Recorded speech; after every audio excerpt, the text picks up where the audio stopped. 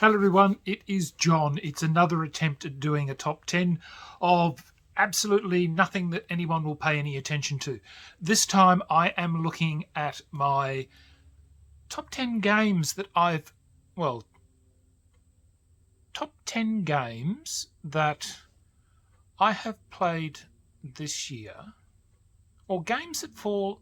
Oh God, look, these are games that I have played this year that I would think I would fall into the top 10 games that I would pick to want to play. That's probably the best way to put it. They're not my top 10 games. These are the top 10 games that I would pick and say, look, people, what are we going to play? They're not my favourites. Well, actually, okay, they are my favourites. Look, these are the games that I like and that this year have proven that I've played them this year.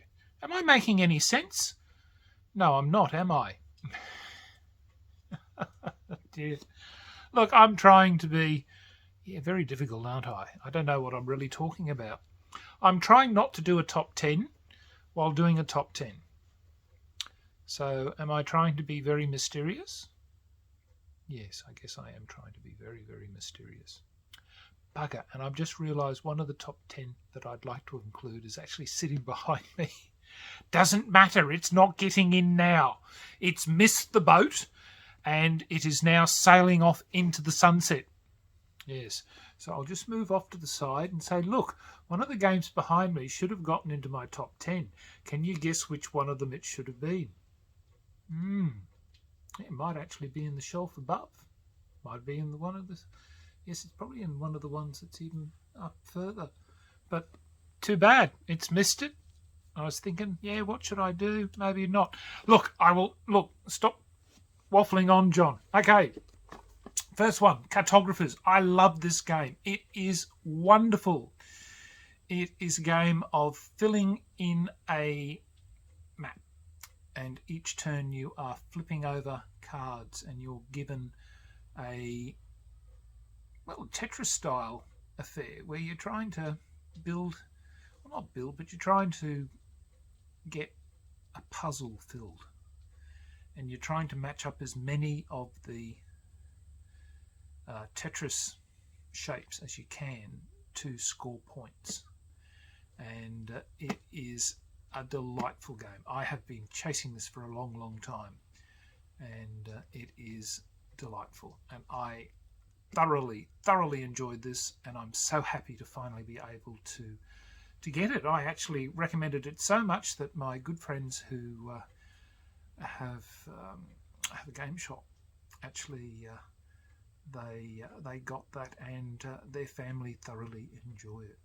So I'll give a shout out to them, actually, Mark and Fiona, the people who own Games World at Carindale and Capalaba. Yes, they're my local game shop, and I do my business with them. Yes, very good. All right, so thoroughly enjoyed this game. It is marvellous, and that is one of the 10 games that I have played quite a bit this year, and I've always enjoyed that, and I will always play this at the drop of a hat. So that shows you how much I enjoy that one. All right, next one that is also another one that I thoroughly enjoy. I actually got this from my birthday from the Wishart Game Group, which are all ladies except for me. Although I guess you could call me a bit of a woman, an old witch. Am I? A bit of an old cow maybe is what I am. Who knows? But anyway, the ladies got me this for my birthday, and I am incredibly thankful for them for having gotten me this because I have been chasing this game, and it is a delightful one. I have enjoyed this, and it is a roll and write, and it is good. Thoroughly enjoyed this one, and I will play this any day. So Fleet, the dice game. This is the second edition one. So, yes, it's in my top 10 of games I will always play. Then we have Viticulture. I thoroughly enjoy Viticulture. I don't have the Tuscany expansion. Every time I see the Tuscany expansion for sale, some bugger who always has money when I don't grabs it, and my sources aren't able to get it in retail. So sadly, it will be a long time probably before I can get the Tuscany expansion. I might get it eventually, but look, this game is good. Base game is fine, but really it shines when you play with the Tuscany expansion. So I thoroughly enjoy Viticulture. I will always play this game. It's excellent. So Tuscany, it's in my top 10.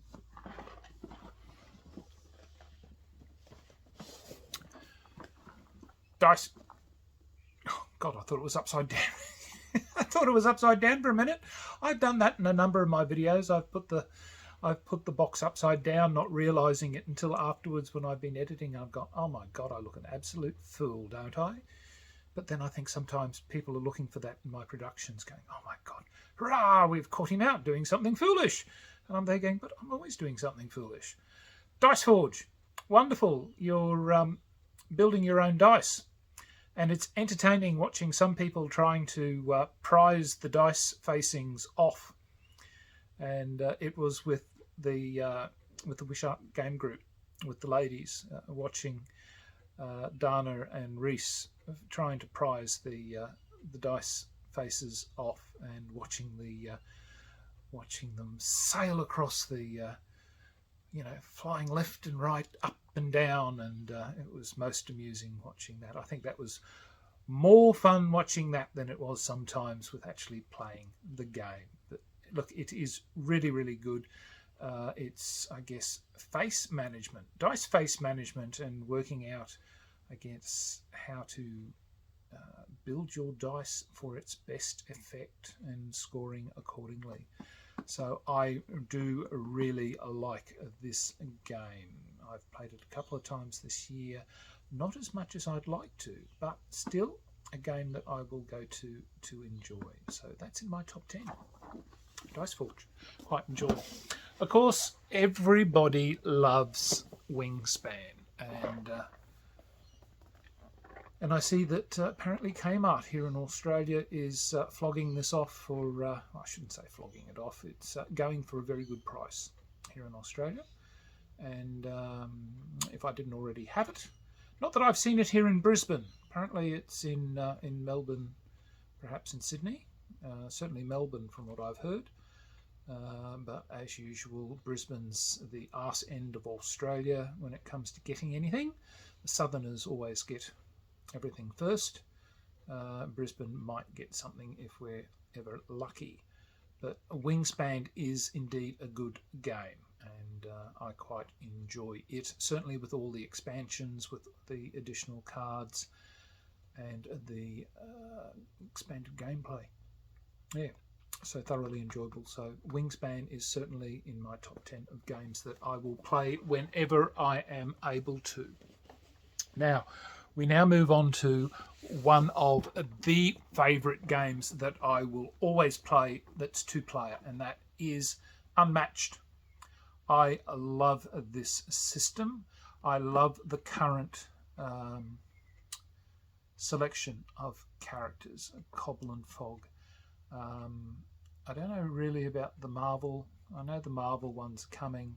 I was hoping that the who's the mob that does this restoration games, I was hoping that they would have steered clear of Marvel and that, because they've done Buffy, they've done this and that, but I suppose money speaks. So, but anyway, I'm quite happy with what they've released so far. I've just got to get the Raptors and InGen, and I'll be really happy. I can quite happily sit with and play those till the cows come home. But this is a really, really good player, a good two-player combat person, one-on-one combat system, and I highly recommend this one. I will play this till the cows come home. So Unmatched is certainly in my top 10. Now, another one that, oddly enough, I have enjoyed, and it's the, and I'll offend a lot of people, I like the first edition, Great Western Trail. And I won't say any more, but I quite like this game. It's quite good, and I will play this whenever I get the chance. I've only played it, I think, once, but I've enjoyed it, and I'll play it whenever I can get the chance. It's good. It's a good game, and so consequently it's in my, I guess, top 10 games that I will play whenever I get the chance to. It's fun. As you can see, I've got the stuff just sitting off. Now, another game that I really do enjoy, and it's taken me a long time to get, is Quacks of Quedlinburg. And the reason why it's taken me so long to get is the price. Now, unless you can get it through an independent retailer, you are paying quite a bit of money for Quacks through the standard retail stores. The independents generally will offer the Quacks at quite a considerable drop in price. But for the standard retail stores, it's a considerable chunk of change to buy this, and I hummed and hawed for quite some time before I actually bit the bullet and ended up buying Quacks. But it is a magnificent game to play. Yes, it's a lot of luck in playing this game, but the fun that you can have in playing it is just worth it. So I will always play Quacks if I'm given a chance to. So Quacks is in my top 10 games that I will always get a chance to try and play.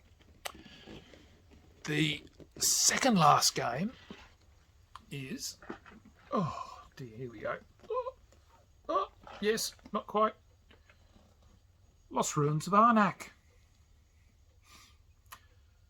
This is a good game as well. It's got quite a lot of replayability, and it's just,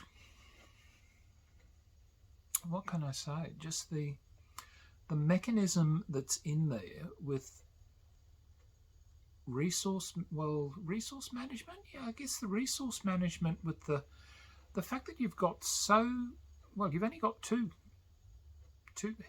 people, two meeples, I think, two explorers, and how you get to use them to generate the resources you need to be able to, I guess, to explore and move your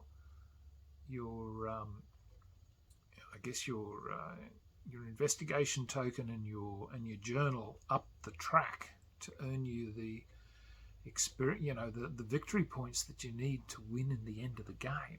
Geez, it's really, really tight. So, and the fact that you've only got 6 turns, is it 6 turns or 5 turns to actually complete the game in, it is it's tight. It really is, and it really amazes me how some of the people I play with get such good scores. So I really do enjoy this game. It is a lot of fun, and no two games for me has ever been the same. It's good. It's good. So Lost Ruins of Arnak is certainly it's sitting at number. Well, it's the 9th game I've just pulled out. Now the last one which, look, I have forgotten all about. It wasn't until recently one of my friends turned up and said, look, I want to play this. I'd forgotten all about this one. Worlds of Waterdeep. I'd forgotten how much fun this game was and how good it was, with the fact that there's, like, what was it? There's only 9 turns. There's only so much that you can do. Pardon me. There's only so much you can do with the with your adventurers and with placing your meeples, and you can only, you know, your quests can only do so much, and your buildings, and it's just really, really good. I'd forgotten just how much fun this game was, and yeah, it was wonderful. And the second time we played this, we put both the Undermountain and the Skullport expansions in, and you know, it's now, we won't play the game now without both those expansions in, because, you know, it was, well, this just makes the game so much better. So that has now entered into the top 10. Yeah. So, look, there you go. They are, I guess, the top 10 games that are in my library that I have played this year, that I would gladly pull out and play again with anybody who turns up. I'd say, look, I've played these. I highly recommend them. I think they're really, really good. Everybody that I played with thoroughly enjoyed them. And I don't think that you would be disappointed playing these games. And certainly those people who've played them thoroughly enjoyed them themselves. So, look, thank you very much for watching this, another attempt at a top 10. Oh, who knows? Is it really a top 10? Probably not. But look, thank you very much for watching, and till next time, signing off, the Honourable John.